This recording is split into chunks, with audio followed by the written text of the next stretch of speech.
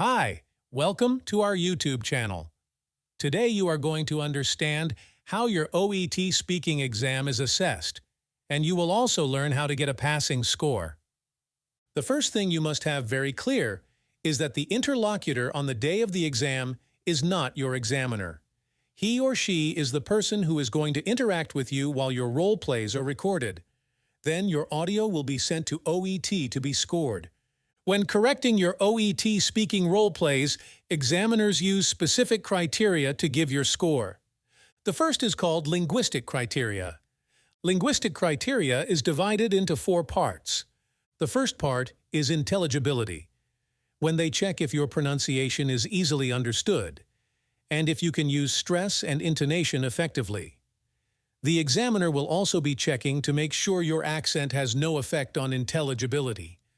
The second part is fluency, where the examiner checks to see if you have completely fluent speech at normal speed. It is fine to hesitate while you speak, as long as it doesn't demonstrate that you are searching for words. Part 3 is appropriateness of language, where you will be assessed on the register and tone of your speech, and also to make sure you are able to explain technical matters using lay terms. The last part of the linguistic criteria is resources of grammar and expression.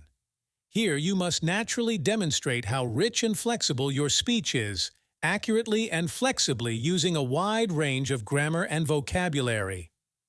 The second tool to assess your OET speaking exam is called clinical communication criteria. Here you have many indicators that will be part of your score. The first indicators are related to relationship building.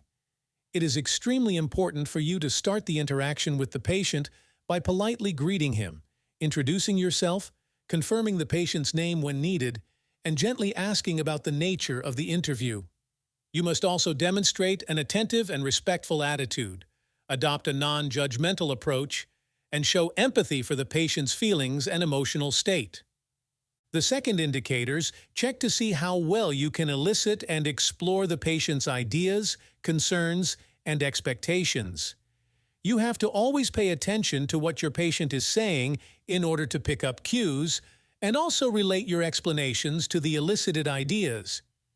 Indicator number 3 will verify how well you can provide structure, sequencing the interview purposefully and logically. You must be able to signpost changes in topic, and also use organizing techniques in your explanations.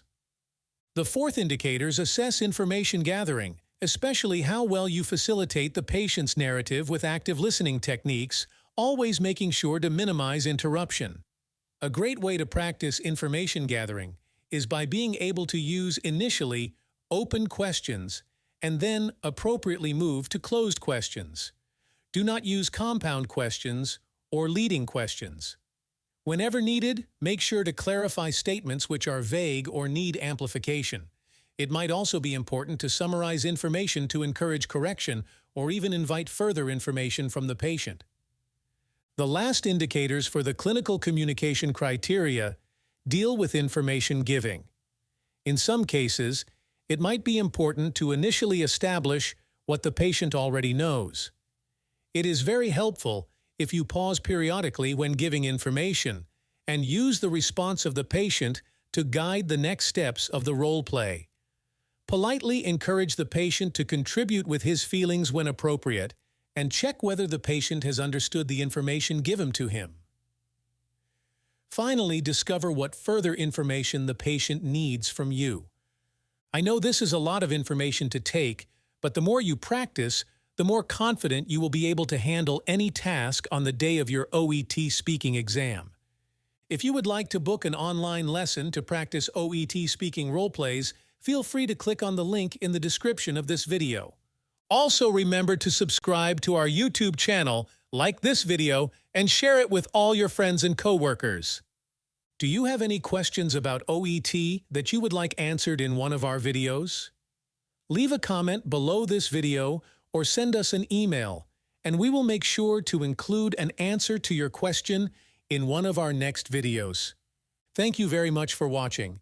Have a fantastic day, and I'll see you in our next videos.